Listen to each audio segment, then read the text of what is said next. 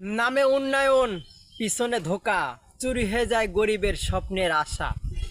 নির্বাচনে দেখা যায় যখন কোনো ক্যান্ডিডেট নির্বাচনে দাঁড়ায় তখন গরিবদের আশা দেয় যে আমরা যদি নির্বাচনে জয় হতে পারি আমাদের ভোট দিবেন, তাহলে আমরা আপনাদের একটি চাউলের বস্তার ব্যবস্থা করে দিব, আপনাদের টিসিবির মালের ব্যবস্থা করে দিব।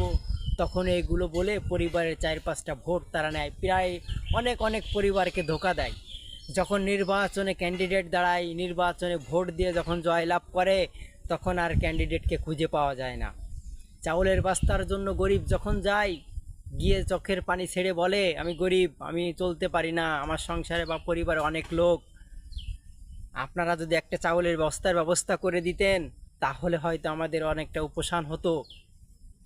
তখন দেখা যায় সে ক্যান্ডিডেট বলে যে আমার তো এখন সময় নাই, হচ্ছে না, অনেক মানসিকে দিয়ে দিছি, আর নাই, ফিরে মাসে আইসেন, 2 মাস পরে আইসেন, যদি ফিরে কোনো কাঠ থাকে তাহলে আপনাকে দিবানি, বিভিন্ন কথা বলে তাকে তাড়িয়ে দেয়। অথচ দেখা যায় যাদের বাড়ি অল করা ঘর আছে, ছাদের ঘর আছে, তারাই পাচ্ছে টিসিবির মাল, তারাই পাচ্ছে মাসিক চাউলের কাঠ। যাদের ছেলে বিদেশে থাকে, প্রবাসে থাকে, লক্ষ লক্ষ টাকা আয় করে, তারাই পাচ্ছে চাউলের কাঠ, মাসিক কাঠ, 10 টাকার চালের কার্ডের টাকা, তারপর টিসিবির মাল, বিভিন্ন তারা সুযোগ পাচ্ছে। অথচ দেখা যায় যে গরিব হতভাগা দিনমজুরি আনে, দিনমজুরি রোজগার করে খায়, পরিবারের সংসারের খুব বেশি খরচ চালাইতে পারে না, সে মানুষটা চাউলের বস্তা পায় না, টিসিবির মাল পায় না।